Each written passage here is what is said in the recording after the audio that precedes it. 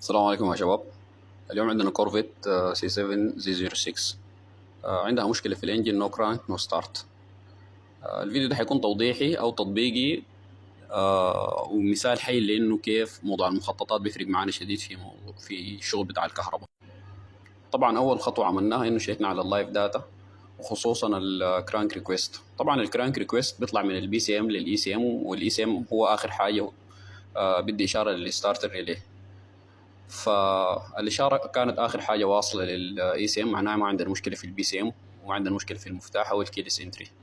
الخطوة الثانية اللي عملناها إنه عملنا اكشويشن تيست أو اكتف تيست للستارتر ريلي، وظهرت لنا مشكلة زي ما واضح في الصورة.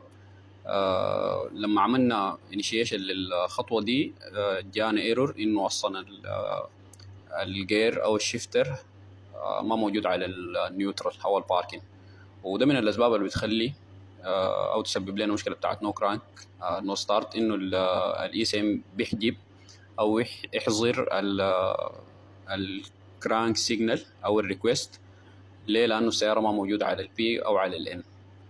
فعلى طول طلعنا المخطط، شيكنا على المخطط، لقينا السلك اللي هو في سلك مباشر من التي سي ام ترانسميشن كنترول موديول للاي سي ام، ده بدي الاشاره بتاعت النيوترال او الباركينج.